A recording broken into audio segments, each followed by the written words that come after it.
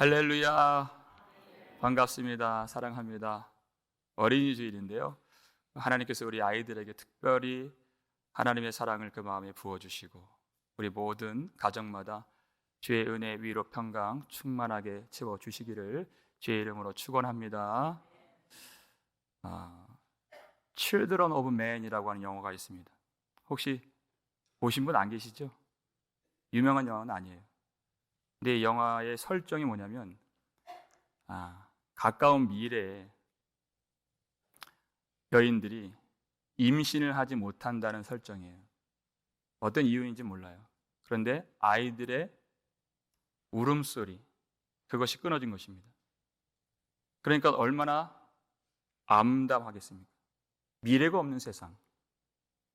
사람들은 그 절망 가운데에서 테러를 일으키고 전쟁하고 또 폭동을 일으키는, 그래서 전 세계가 그렇게 암울함에 빠져 있습니다. 그런데 그 영화의 압권인 장면이 하나 있는데요.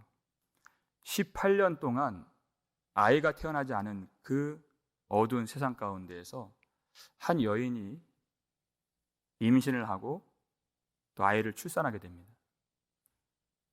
어제나 오늘이나 계속해서 그 군인들과 반란군들이 그렇게 전쟁을 하고 총격전을 벌이는 상황에서 갑자기 아이의 울음소리가 삐 하고 나는 거예요.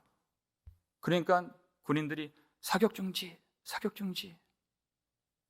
싸움이 그치고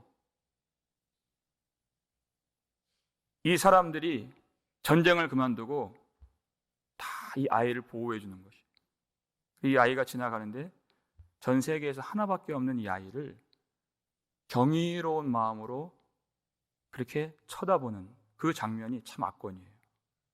그 모습에서 저는 이 시대의 교회의 모습을 투영해 보았습니다. 제가 자랄 때만 하더라도 아이들이 많았죠. 그런데 딱 한 세대가 지났습니다. 20년, 30년 지나니까 이 세상에도 우리나라 출산율 아시죠? 아이도 많이 없고 교회에는 더 많이 아이가 희귀해지게 되었습니다.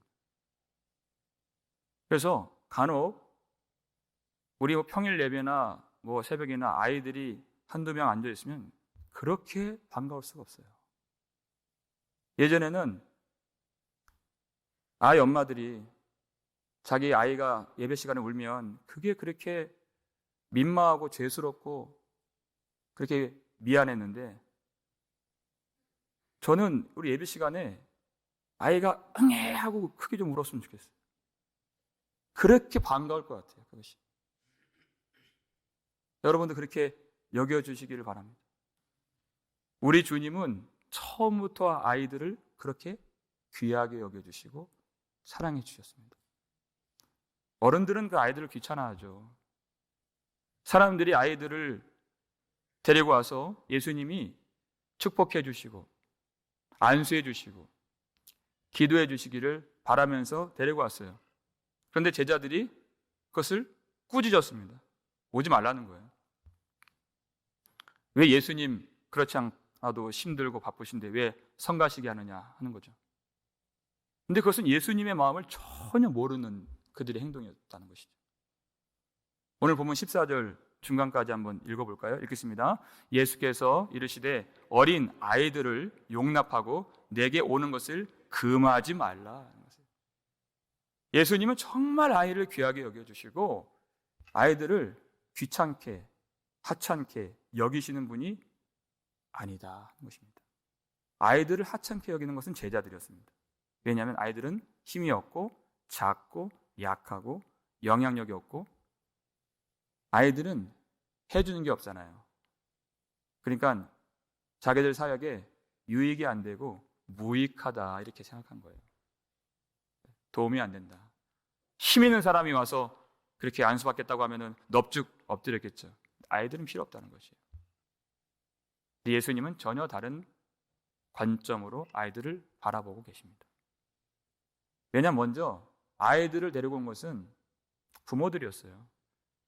아이들이 혼자 온 것이 아니죠. 그러면 부모가 어떠한 마음으로 그 아이들을 데려왔겠는가? 부모가 예수님을 신뢰하지 않고서 어떻게 아이들을 데려왔겠습니까? 그것은 부모의 믿음이었다는 것이, 부모의 사랑이었다는 것이, 부모가 예수를 사랑하고 또 자녀를 사랑하는 그 사랑이었다는 것이, 그것을 주님은 귀하게 여겨주십니다. 우리가 믿음이 있다고 하지만 만약에 우리 아이들이 좋은 성적을 거두고 좋은 학교를 가는 것만으로 안도감을 갖는다면 우리 믿음에 참 심각한 고장이 난 것입니다. 성경에 의하면 사람은 태어날 때 허물과 죄로 죽은 상태로 태어난다고 하죠. 그래서 우리가 니고데모 말씀에서 우리 여러 번 살폈죠. 내가 진실로 진실로 너희에게 이르노니 사람이 거듭나지 아니하면 하나님의 나라를 볼 수 없느니라 하셨습니다. 반드시 아이는 성령으로 거듭나야 하는 것입니다. 그러면 부모가 믿음이 있으면 지금 내 아이는 어떠한 상태인지를 주밀하게 살펴볼 수 있어야 하는 것이에요. 좋은 성적을 갖는 것도 중요하고 좋은 성품을 갖는 것도 중요하지만 성령으로 이 아이가 거듭난 아이인가, 그것을 위해서 소망하고 기도하고 기다리고 주님께 매달려야 한다는 것입니다. 성령으로 거듭난 성품은 그 속에 주님이 계시기 때문에 그것이 흘러나오게 되어 있습니다. 하나님의 거룩한 말씀을 그가 받아들일 수가 있다는 것이에요. 지금 내 아이가 그러한 하나님의 백성인가 아니면 육신에 속한 자인가, 항상 부모의 관심은 거기에 있어야 하는 것입니다. 사탄이 우는 사자와 같이 두루 다니면서 삼킬 자를 찾고 있을 때 아이를 삼켜버렸는데도 그 부모가 평탄하다, 마음 편하다, 그 믿음은 진정한 믿음이 아니라는 것이죠. 그래서 그 사람의 그 믿음을 정확하게 보기 위해서는 그 자녀를 어떻게 대하는가를 보면 알 수 있습니다. 우리 마음에는 믿음의 잔이 있는 것 같아요. 믿음의 잔이 있는데 거기에 하나님께서 부어주실 때 믿음이 충만하여서 흘러 넘칠 때에 그 밑에 있는 자녀들의 잔에도 채워지는 것입니다. 믿음을 하나님이 부어주실 때 일반적으로 자녀들도 믿더라고요. 내가 예수님 사랑하고 예배하기 위해서 교회를 나올 때 아이들을 데리고 오니까 자연스럽게 복음을 듣게 되고 예수를 믿게 돼요. 내가 주의 사랑에 감격하여서 하나님을 섬기게 되면 자녀들도 자연스럽게 하나님을 섬기는 사람이 돼요. 내가 하나님 앞에 기도하면 자녀들도 그 기도하는 그 뒷모습을 보고 배우면서 하나님께 자연스럽게 기도하게 됩니다. 자녀들은 일정 기간 부모의 권위와 돌봄 속에서 양육되도록 되어 있습니다. 그러면 자녀의 의식과 생활 습관과 모든 삶의 방식이 그 부모에 의해서 지대한 영향을 받게 되어 있다 이 뜻이에요. 그런데 이 자녀는 누구의 것입니까? 부모의 것이 아니죠. 하나님이 맡겨주신 것이에요. 부모는 청지기일 뿐입니다. 그러면 자녀들을 양육할 때 공부시키고 건강하게 하고 사회에서 한 구성원으로서 그렇게 잘 살게 만들어주는 것도 유익하지만 부모로서 하나님께 받은 가장 중요한 책무는 이 아이를 하나님의 백성으로 잘 길러내는 것입니다. 그 부모의 믿음이 어디 있는가는 그 자녀를 보면 알 수 있을 때가 많이 있죠. 그래서 이 아이가 온전히 하나님을 바라보지 못한다 했을 때 그것은 부모의 신앙에 적신호가 들어왔다는 것이에요. 히스기야는 잘 알려진 믿음 좋은 사람입니다. 히스기야는 다른 왕들도 그렇게 하지 못했던 산당을 부숴버리고 아세라 목상을 찍어버린 사람이에요. 아수르 군대가 온 예루살렘을 포위했을 때 하나님 앞에 간절하게 그 항복 문서를 펼쳐놓고 기도했을 때 하나님의 구원하심을 경험한 사람입니다. 기도할 사람이죠. 그런데 그의 말년에 바벨론 사신들이 찾아와요. 이 사신들에게 자기 왕궁에 있는 보물 창고를 다 보여줘요.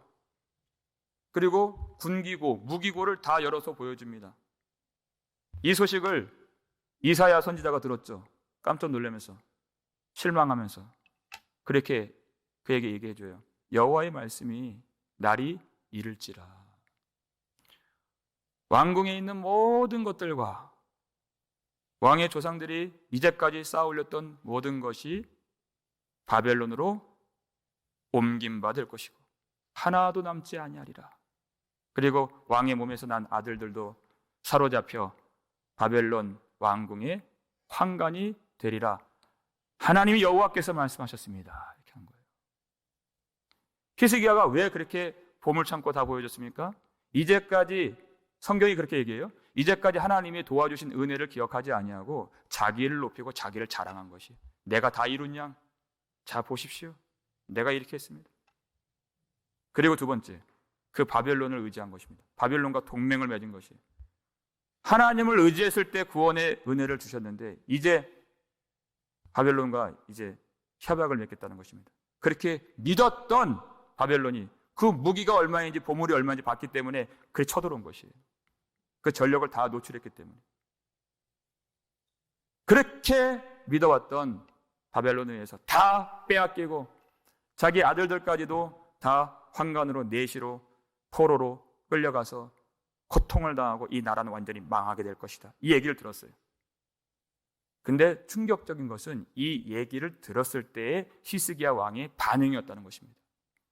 그가 어떻게 반응했습니까? 열왕기하 20장 19절 말씀 읽겠습니다. 히스기야가 이사야에게 이르되 당신이 전한 바 여호와의 말씀이 선하니이다 하고, 또 이르되 만일 내가 사는 날에 태평과 진실이 있을진데 어찌 선하지 아니하리요 하니라. 이렇게 얘기했다는 것이에요. 그는 그 말씀을 선하게 여겼습니다. 왜? 내가 사는 날 동안에는 이루어질 일이 아니기 때문에, 나는 안전하고 나는 태평하고 내 때에는 전쟁이 없고 내 때에는 문제가 발생되지 않기 때문에 참 그것이 안심입니다. 감사합니다. 이렇게 했다는 것이에요. 그는 다음 세대를 생각하지 아니했습니다. 여러분, 히스기야가 기도의 사람이라고 했죠. 그가 자기 병 들었을 때 어떻게 기도했죠? 자기 얼굴을 벽을 향하여서 보면서 세상을 등지고 하나님 앞에 심히 통곡하면서 기도했습니다. 눈물로 기도했습니다. 그런데 자기 아들들이, 후손들이 그렇게 끌려가고 죽게 된다, 이 얘기를 들었는데 내 때에 일어날 일이 아니기 때문에 감사합니다. 이렇게 얘기한 거예요. 이때의 감사는 하나님이 받지 않으십니다. 물리치십니다.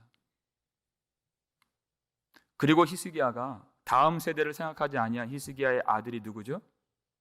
므낫세예요. 남유다에서 가장 악하기로 소문난 므낫세가 나온 거예요. 왜? 다음 세대를 생각하지 않았기 때문에. 므낫세는 히스기야 속에 잠재되어 있던 그 교만함이라는 씨앗의 열매인 것입니다. 그러니까 이 히스기야가 부숴버린 산당, 그가 다시 세워요. 바알의 제단 다시 세워요. 아세라 목상을 성전에 세워서 가증하게 섬겼다 그랬습니다. 왜? 자기 때밖에 생각하지 않았기 때문에. 우리는 어떻게 주님을 바라봐야 될까? 내 때에는 전쟁이 없고 내 때에는 먹을 것이 충만하고 내 때에는 믿음 생활 잘했는데 이제 환란이 오고 있지 않습니까? 그러면 히스기야의 그 기도가 나를 향한 것이 아니라 우리 아이들과 다음 세대를 향해서 그렇게 기도한다면 하나님이 기뻐하신다는 것이에요. 내 낯을 벽을 향하여서 심히 통곡하여서 주님, 우리 아이들을, 우리 교회 모든 청소년과 청년들을 주께서 불쌍히 여겨 주시옵소서. 하나님, 이들을 돌이켜 주시고 이들을 거듭나게 하시고 이들에게 태평과 진실과 은혜가 충만하도록 역사해 주시옵소서. 그러면 하나님께서 내가 너의 기도를 들었고 너의 눈물을 보았노라, 그렇게 말씀하신 주님이 그 기도를 응답해 주실 줄 믿습니다. 왜? 주님은 아이들을 사랑하시는 주님이시기 때문에. 어떻게 사랑하십니까? 이렇게까지 사랑하세요. 마태복음 18장 5절 말씀이에요. 읽겠습니다. 또 누구든지 내 이름으로 이런 어린아이 하나를 영접하면 곧 나를 영접함이니. 이렇게 얘기했어요. 이 정도로 사랑하십니다. 아이를 영접하는 것이 바로 나를 영접한 것이다. 제자들이 왜 아이를 꾸짖고 물리쳤습니까? 하찮고 작고 무익하기 때문에. 아무런 도움이 되지 않는, 그리고 아이들 항상 돌봐줘야 되는 그런 존재들이기 때문에 귀찮다는 거예요. 필요 없다는 것입니다. 이것은 세상적 관점이죠. 세상은 항상 생산성이 나와야 그것을 받아들입니다. 그래서 요즘 이 세태를 보면 아이들을 양육하는 데에는 참 노력이 많이 들고 항상 돌봐야 되고 항상 쉽지 않습니다. 이것이. 그것을 짐이라고 생각하는 거예요. 결혼도 짐이고 출산도 짐이고 키우는 건 더 힘들고 점점 사회가 그렇게 변해가고 있죠. 그런데 주님의 관점은 정반대라는 것이에요. 그렇게 약하기 때문에 귀하고 그렇게 부족하기 때문에 더 주님이 사랑해 주신다는 것입니다. 우리가 아이들 섬길 때, 여러분 교사로도 섬겨 보셨잖아요. 아이들을 섬기면 돌아오는 게 없어요. 아이들 3년, 6년, 12년 길러도 자기 마음에서 우러나오는 선생님 감사합니다 그 말도 안 해요. 오는 게 없어요. 오는 게 없으니 그 상급이 하늘에 쌓이는 것입니다. 세상 사람들은 내게 오는 게 있어야 섬겨요. 칭찬이라도 받아야 되는 거예요. 근데 주님은, 하나님 나라의 관점은 그렇지 않아요. 내게 돌아오는 것이 없는 지극히 작은 그 소자를 주님이 사랑하십니다. 아무것도 줄 수 없는 그 어린아이, 그를 그렇게 사랑하세요. 왜냐? 오늘 보면 14절 뒷부분 보면 이런 말씀이 있죠. 읽겠습니다. 천국이 이런 사람의 것이니라 하시고 아멘. 그랬어요. 이런 사람, 그러니까 어린 아이들만 사랑하시는 것이 아니라 이러한 모든 사람들을 사랑하신다는 것이에요. 바로 성도들을 말하는 것이죠. 모든 주의 백성들이 다 하나님의 아이들이고 천국의 아이들이다, 그 뜻이에요. 여러분 성경책 우리 18장을 보면 4절 말씀을 책으로 한번 볼까요? 18장 4절 보면 이런 말씀이 있죠. 우리 함께 읽겠습니다. 그러므로 누구든지 이 어린아이와 같이 자기를 낮추는 사람이 천국에서 큰 자니라. 아멘. 그랬어요. 이 어린아이와 같이 자기를 낮추는 사람이 천국에서 큰 자니라 그랬어요. 그것을 보여주는 모델이 바로 어린이라는 것입니다. 어떤 사람이 구원을 받는가? 자기를 의지하지 않고 자기 부모가 없으면 자기 죽는 줄 아는 거예요.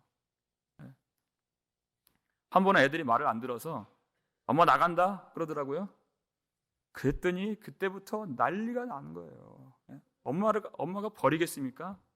울고 불고 애가 다 큰 줄 알았는데 엄마 없이 어떻게 사느냐고. 오빠 우리 엄마 없으니까 빨리 유튜브로 우리 요리하는 거나 배우자고 이렇게 얘기하고 진짜 가는 줄 알고 그렇게 울어요.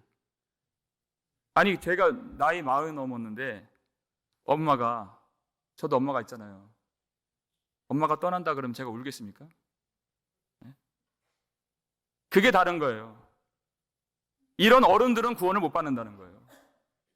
주님을 자기 능력이 아닌 오직 하나님 나라에 들어가는데 내 힘으로 안 됩니다. 이렇게 고백하는 거예요.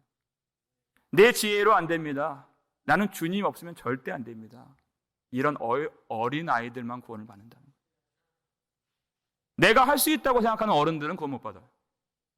예수님 대적하는 사람은 다 자기 스스로 큰 자들이었습니다. 우리 요한복음 쭉 보고 있잖아요. 예수님을 대적하고 미워하고 죽이려 하고 이런 사람들은 다 스스로 큰 자들이에요. 자기가 다 할 수 있다고 생각하고 하나님 나라에 기여했다고 생각해요. 자기가 안다고 생각하고 본다고 생각해요. 그러니까 예수 그리스도의 말씀이 속에 안 들어가는 것입니다. 주님의 사랑이 그 마음에 들어갈 자리가 없는 것이에요. 그런 어른들은 천국에 들어갈 수가 없다는 것입니다. 그런데 주님은 우리를 보실 때 어린아이로 봐주신다는 것이에요. 그것이 얼마나 큰 은혜가 되는지. 베드로전서 2장 2절 볼까요? 읽겠습니다. 갓난 아기들같이 순전하고 신령한 젖을 사모하라. 이는 그로 말미암아 너희로 구원에 이르도록 자라게 하려 함이라. 아멘. 그래요. 갓난 아기들같이. 우리를 얘기하는 것이죠. 갓난 아이들같이. 아기들은 판단을 하지 않습니다. 엄마가 주는 것 의심하지 않습니다. 그것을 그 젖을 어떻게 빨아요? 온 힘을 다해서 그 젖을 빠는 거예요. 그렇게 순전하고 신령한 젖인 말씀을 힘을 다해서 받으라 하는 것이에요. 그래야 너희로 구원에 이르도록 하나님이 우리를 자라게 하시고 양육해 주신다는 것입니다. 우리가 그 마음으로 정말 말씀을 받고 있습니까? 말씀을 정말 사랑하고 있나요? 힘을 다해서 갓난아이가 되어서 그런 어린아이를 주님이 참 사랑하신다. 그렇게 우리를 어린아이로 봐주시는 것이 얼마나 큰 은혜인가. 주님은 우리를 보실 때 필요적 존재로 보지 아니하시고 사랑의 대상으로 보신다는 것이에요. 우리가 아이들 기를 때 뭐 첫째, 둘째, 셋째, 넷째 뭐 이렇게 기를 수 있잖아요. 그런 분들 계시잖아요. 그러면 아이들 중에서 건강하고 똑똑하게 자라는 아이들도 있죠. 사회 속에서 제 기능 충실하게 자라는 그런 아이들 있습니다. 대견해요. 그런데 그러지 못한 아이가 있어요. 참 약한 아이가 있어요. 부족한 아이가 있어요. 그런데 부모라면 어디에 더 신경이 많이 쓰입니까? 어디에 더 많은 시간을 쏟게 됩니까? 잘하니까 이 아이들은 다 연약한 아이들, 다 손이 많이 가는 아이들, 직장에 가서도 항상 그 아이 생각하는 거예요. 약하기 때문에, 부족하기 때문에. 그러니까 주님이 우리를 이렇게 약할 때에도 어디 써먹으려고 필요적 존재가 아니라 항상 귀히 여기시고 사랑하시는 그 대상으로 여겨주신다는 것이에요. 우리를 뭐 잘하는 사람 만드는 것이 주님의 뜻이 아닙니다. 잘하는 사람이 아니라 주님의 사랑 받을 수 있는 사람, 그 사랑을 받아서 누리는 사람을 주님이 원하신다는 것이에요. 세상적 관점을 볼 때는 지극히 작은 자예요. 쓸모도 없을 수 있어요. 항상 약하고 치이고 쉽게 쓰러지고 상처받고 눌리고 다치기 쉬운 그런 작은 자들, 소자들, 그들을 주님이 너무나도 귀하게 여기시고 사랑하신다는 것입니다. 주님이 없이는 안 된다고 고백하는 그 사람들. 그래서 주님이 그렇게 사랑하시는 작은 자들, 그리고 대표적으로 아이들을 주님처럼 영접하면, 사랑하면 그것이 바로 주님을 영접한 것이다. 왜? 주님의 뜻을 알고 복음을 깨달았기 때문에 그렇게 여겨주신다는 것이에요. 하나님 나라의 관점을 가지고 이 아이들이 얼마나 귀한 아이들인가. 약할수록, 작을수록 얼마나 귀한가. 그 아이들을 대하는 그 태도가 진정으로 주님을 우리가 어떻게 대하는가, 그 태도를 볼 수 있는 그런 모습이 된다는 것입니다. 그래서 우리가 이 아이들을 믿음으로 어떻게 양육하고 길러야 될 것인가, 우리 간단하게 세 가지만 살피고 오늘 설교 마치겠습니다. 첫 번째는 아이들을 잘 먹이는 것입니다. 잘 먹이는 거예요. 아이들이 어떠한 상태인지를 세밀하게 살펴보아서 풍성하게 먹이는 것. 우리 예레미야가 4장 4절 말씀 볼까요? 읽겠습니다. 젖먹이가 목말라서 혀가 2000장에 붙으며 어린 아이들이 떡을 구하나 떼어줄 사람이 없도다. 해보세요. 얼마나 비참한 상황입니까? 젖먹이가요, 이 젖을 주는 사람이 없어서 목이 말라서 혀가 2000장에 붙어버린 이 상황이에요. 아이들이 떡을 구하는데 떼어줄 사람이 없어요. 주님이 히스기야에게 말씀하셨잖아요. 그 상황이 그대로 이루어진 그 현장이 바로 예레미야 애가 상황입니다. 그대로 이루어졌어요. 바벨론 군대가 예루살렘 성을 완전히 포위해버렸습니다.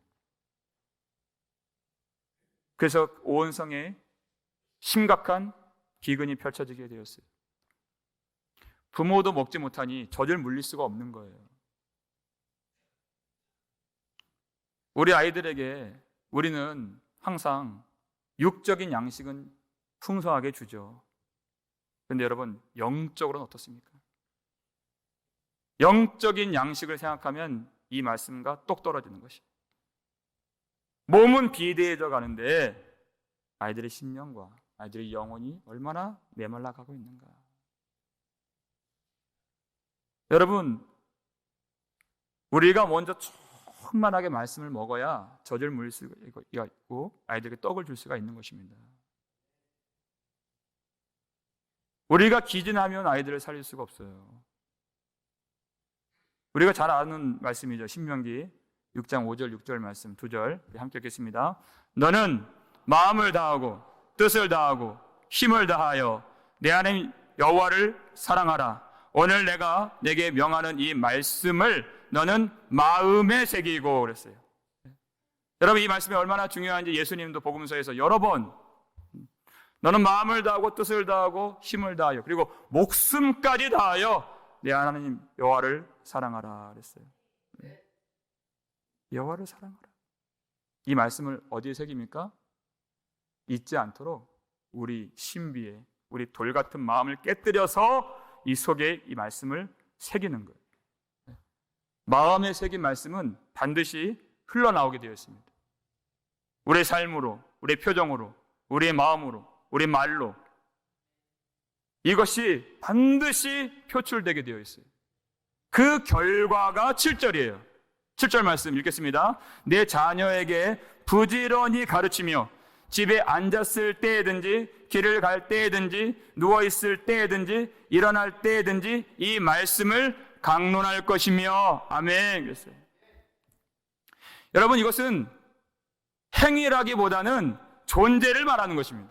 그렇죠? 집에 있든지 길을 갈 때든지 심지어 누워있을 때든지 그랬어요. 이건 존재적인 우리 마음에 말씀이 새겨진 그 결과를 말하는 것이에요. 말씀이 흘러나온다 그 뜻이죠. 심지어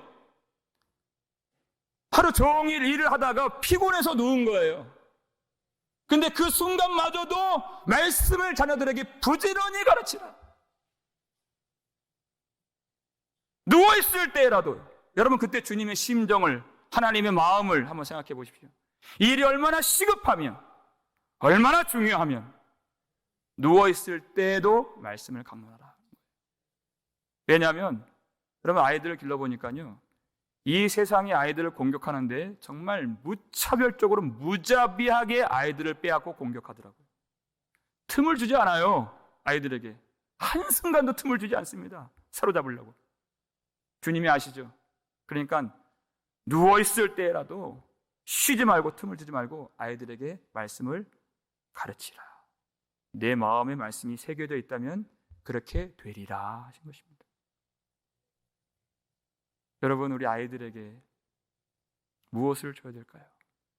아이들에게 이 말씀을 전해주지 않으면 정말 무서운 일이 펼쳐집니다. 아이들이 공부도 잘할 수 있고 사회 속에서 훌륭하게 자기 일 감당할 수 있겠지만 가장 무서운 일은 그들이 하나님을 모른다는 것입니다. 하나님을 인정하지 않는 일이 벌어지게 될 것이다. 우리 아이들에게 가장 참 좋은 생명의 말씀을 풍성하게 먹을 수 있는 우리 가정이 되고 교회가 되기를 주의 이름으로 축복합니다. 두 번째, 우리 아이들을 위해서 견고한 성을 만들어줘야 돼. 견고한 성을 만들어줘야 돼. 우리 민수기 32장 16절 7절 읽겠습니다. 우리 어린 아이들을 위하여 성읍을 건축하고 이 땅에 원주민이 있으므로 우리 어린 아이들을 그 견고한 성읍에 거주하게 한 후에 우리는 무장하고. 아멘. 그랬어요. 이 요단 동편에 있는 이 지파들에게 하나님이 여러 번 명령하셨어요. 아이들을 위하여 성읍을 건축하라. 아이들을 위하여 견고한 성읍을 만들라 그랬어요. 아이들이 거룩하게 자랄 수 있는 영적인 환경을 반드시 만들어 주라는 것입니다. 왜냐하면 거기는 원주민이기 때문에 항상 이 이방인들은, 세상은 아주 유약한 아이들을 공격하고 아이들을 빼앗습니다. 그러니까 공동체가, 교회가 이 일에 깨어 있어서 주의 명령을 받들어서 아이들을 위해서 견고한, 그들이 신실하고 거룩하게 자랄 수 있는 성읍을, 성벽을 만들어줘야 된다는 것이에요. 여러분, 이 성읍을 건축할 때 이 일을 누가 할까요? 그 지파에 해당되는 모든 사람이 하는 것이에요. 이게 중요한 것이에요. 그 부모만 하는 것이 아닙니다. 모든 사람들이 그 성벽을 건축하는 것이에요. 이 공동체는 하나님의 나라여 하나된, 한몸된 그런 공동체이기 때문에 구별이 없는 것입니다. 내 때는 다 지났기 때문에, 아니요. 우리가 다 같이 이 성벽을 건축하여서 아이들이 내게 오는 것을 금하지 말라 하신 예수님께 가장 견고한 성읍이 되시고 가장 안전한 피난처가 되시는 예수님께 아이들을 피신시키고 데려올 수 있도록 우리가 하나가 되어서 우리가 다 벽돌을 지고 이 견고한 성읍을 건설해 나가야 한다는 것입니다. 여러분, 이 무거운 짐을 일부 교사들에게만 지우지 마십시오. 우리에게 다 명령해 주셨습니다. 이건 우리가 다 같이 할 일입니다. 우리 교회가 아이들이 안전하게 피신할 수 있는 주님의 불성과하게 될 수 있도록 기도해 주시길 바랍니다. 기도의 벽돌을 지고 사랑의 벽돌을 지면서, 마가복음 10장 30절을 보면 믿음 있는 자들은 이 현세에서 복을 받는데, 이 현세에서 집과 형제와 자매와 어머니와 가족과 전토를 몇 배나 받을까요? 100배나 받으리라 그랬어요. 아이들이 그걸 경험해야 돼요. 우리 교회 가니까 우리 아이들이, 나는 교회에 100명의 어머니가 있어, 나는 100명의 아버지가 나를 사랑해주는 교회가 있어. 교회 가니까 100명의 할아버지가 있고 100명의 할머니가 있는 거예요. 항상 귀하게 여기는 것입니다. 주님이 그 아이들 사랑해 주셨던 것처럼 우리 아이들에게 현란하고 유행하는 그런 교육적 시스템, 그것을 갖추겠다, 그 말이 아닙니다. 아이들을 참으로 하나님 백성으로 길러내는 것은 하나님이 우리에게 주신 그 사랑인 것입니다. 그 사랑의 벽돌을 우리가 함께 지면서 아이들이 거룩하게 자랄 수 있는 영적인 터전을 함께 만들어 가시는 우리 교회가 되기를 주의 이름으로 축복합니다. 마지막입니다. 이 일을 할 때 반드시 필요한 한 가지, 믿음이 있어야 한다는 것입니다. 믿음이 있어야 한다. 주님이 아이들을 사랑하시는 것은 그 이유가 어린 아이 같은 교회를 사랑하신다 그랬죠. 우리 모두가 다 천국의 아이들이라고 했습니다. 그런데 주님이 어떠한 믿음으로 이 일을 이루시는가, 우리가 그것을 생각해야 돼요. 이 일이 잘 될까? 안 될까? 이 시대가 악한데 어떻게 될까? 아니요. 그렇게 불안하게 주님이 의심을 갖고 하시는 일이 아니라 확실한 믿음과 확신을 가지고 일을 하신다는 것이에요. 어떤 믿음입니까? 우리 마지막으로 에베소서 5장 27절 말씀 읽겠습니다.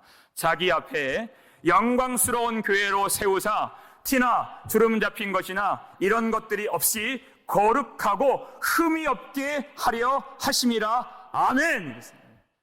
주님의 믿음 그리고 주님의 능력으로 이 일을 반드시 이루어내신다는 것입니다.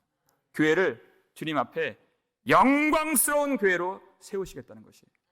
여러분, 우리가 얼마나 흠이 많습니까? 얼마나 부족해요?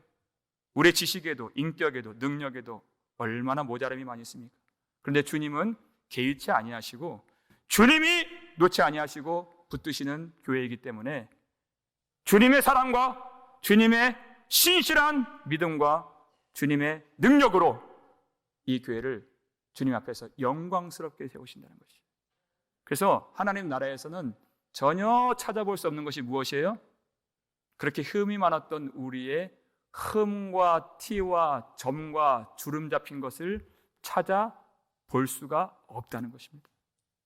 이렇게 아름답고 거룩한 주님의 교회로 흠이 없는 백성으로 세우시기 위해서 날마다 우리를 붙들고 놓지 아니하시고 우리를 기르시고 양육해 주신다.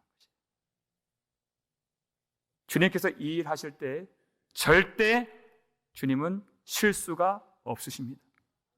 주님은 실패가 없으십니다. 주님은 실망도 없으십니다. 반드시 완전히 이루십니다. 그 믿음으로 우리가 이 일을 한다는 것이에요. 왜? 우리가 이루는 것이 아니라 우리가 예수님께로 데려오면 예수님이 안수하시고 예수님이 축복하시고 예수님이 동일하게 우리를 기르셨던 것처럼 아이들을 양육해 주실 것이기 때문에 우리가 한국에 있을 때보다 더 여러 조건, 여러 문제 때문에 아이들 양육하는 것, 또 교회에서 교육하는 것 참 많은 장애가 있고 어려움이 있더라고요. 지금 경험하고 있지만 참 쉽지 않습니다. 하지만 그런 장애와 그런 난관과 문제는 우리 예수님께는 아무런 문제가 되지 않는다는 것입니다. 우리 주님은 세상을 이기신 분이십니다. 만물보다 크신 분이 우리 속에 계십니다. 우리가 잘 알고 있는 말씀이죠. 갈라디아서 6장 9절 말씀 보면 우리가 선을 행하되 이렇게 얘기했어요. 내가 하는 것이 아닙니다. 우리가 다 같이 견관성을 만들면서 우리가 선을 행하되 어떻게 해요?